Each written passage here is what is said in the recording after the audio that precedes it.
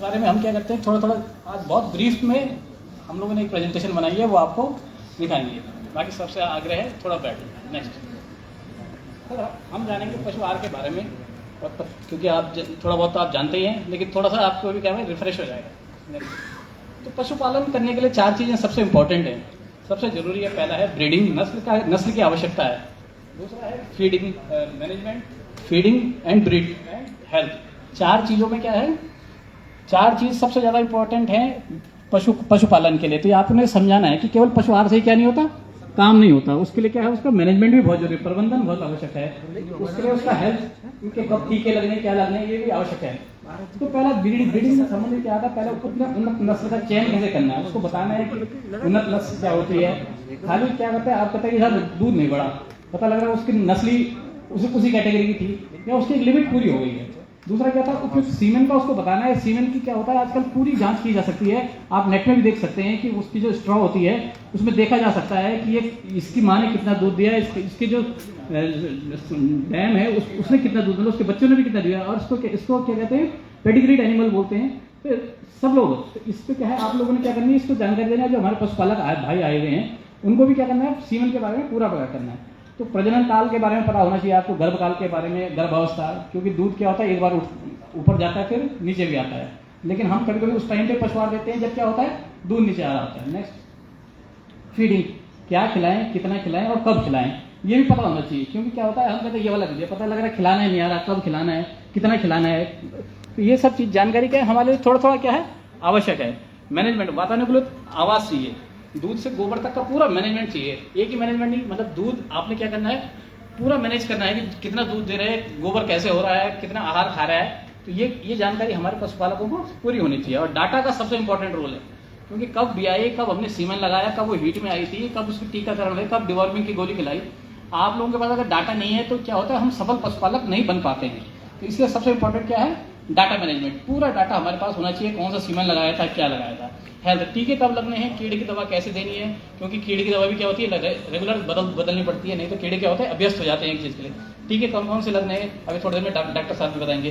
बीमारी की रोकथाम एवं उपचार के बारे में बताना है, नहीं तो क्या होगा, लॉस में चले जाएगा फार्मिंग। तो लोग बोलते हैं कोई फायदा नहीं है, किसान तो क्या है गरीब गरीब रह गया।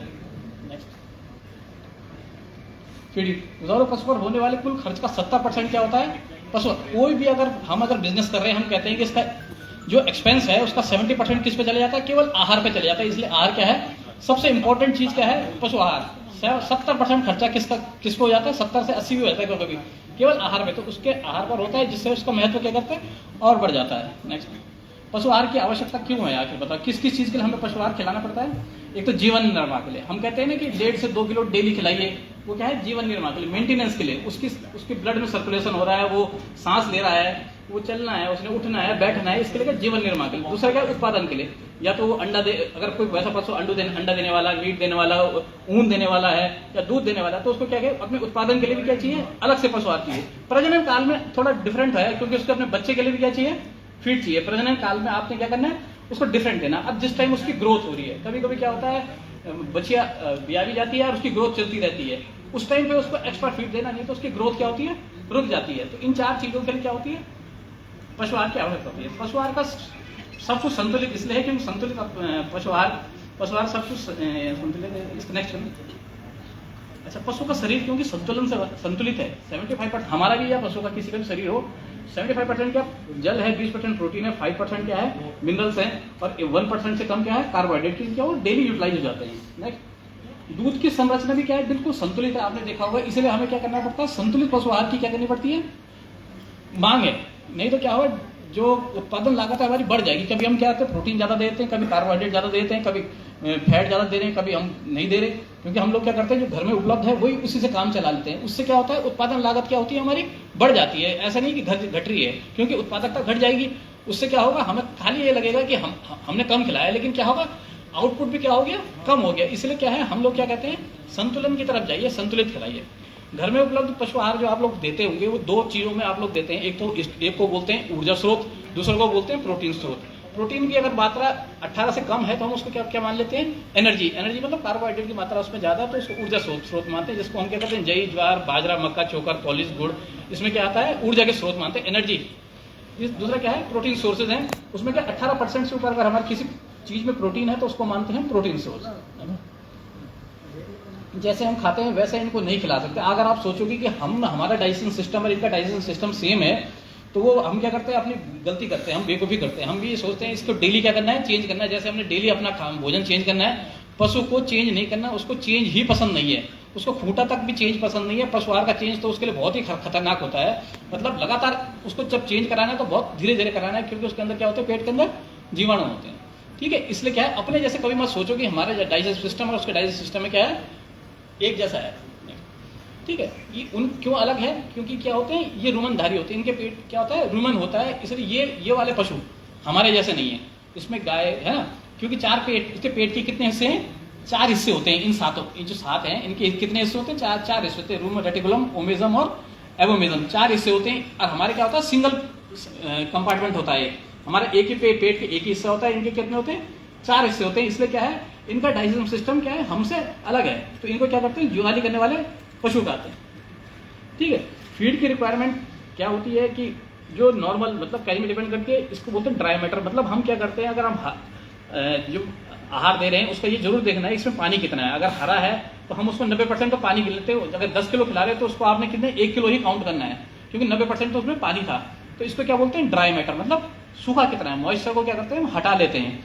तो इंडिजिनस ब्रीड के लिए 2 से 2.5 किलो आजकल क्या है कि शरीर बड़ा बढ़ गया है पशु का। आप ये ना सोचो कि पहले वाले क्या थे, 100-150 किलो के थे, आजकल 3 कुंटल 5 कुंटल तक भी क्या है, गाय हमारे हैं। तो हमारी क्या होगी, डाइट भी बढ़ानी है इनकी, क्योंकि है ना।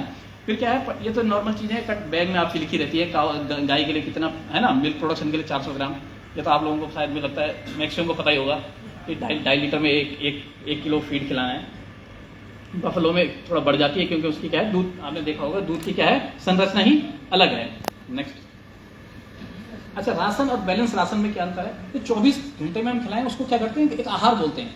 लेकिन 24 घंटे की उसकी पूरी रिक्वायरमेंट अगर कोई पूरा कर रहा है तो उसको क्या बोलेंगे, संतुलित पशु आहार। क्या कहेंगे, संतुलित पशु आहार। उसकी फाइबर की हो, प्रोटीन की हो, मिनरल की हो, विटामिन की हो, जो भी आहार उसकी 24 घंटे की रिक्वायरमेंट पूरी कर रहा है उसको ही हम केवल बैलेंस राशन बोलेंगे।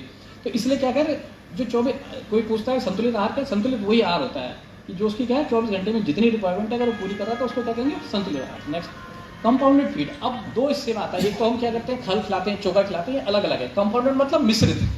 पहले कंपाउंडर होते थे ना गाँव में, तो उनको क्योंकि वो दवाई क्या करते थे, पीस के देते थे।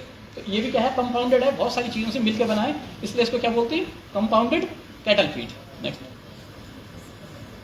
ठीक है, मिश्रित पशु आहार को कहते हैं। नेक्स्ट, ठीक है, इसमें जो चीज़ें आवश्यक हैं जिनके हम बैलेंस करते हैं उसमें क्या है, प्रोटीन है, कार्बोहाइड्रेट, एनर्जी बोलते हैं, फैट होगा, मिनरल्स होगा, विटामिन होगा और पानी। इन्हीं की आवश्यकता हमको भी है और पशु को भी है, एक ही जैसे। इन सब की आवश्यकता किस लेवल में है इसका थोड़ा सा चेंज हो जाता है कि हम लोग क्या करते हैं, जो प्रोटीन है हर चीज़ में क्या है, ग्रोथ के लिए बोलते हैं ना कि बालों के लिए प्रोटीन, जिस टाइम बच्चा ग्रो कर रहा है उसको प्रोटीन देना है, तो वो हम अलग है। इनका क्या है, शरीर थोड़ा सा क्या, प्रोडक्शन वालों का थोड़ा अलग है, क्योंकि इनको कार्बोहाइड्रेट और फैट की आवश्यकता भी ज़्यादा हो जाती है, क्योंकि इनका क्या करना है, इन्होंने प्रोटीन वो प्रोडक्शन करना है। और मिनरल्स और विटामिन की क्या है, हमें क्या करना है, कंटिन्यूस देना है, नहीं तो क्या है, डेफिसिट।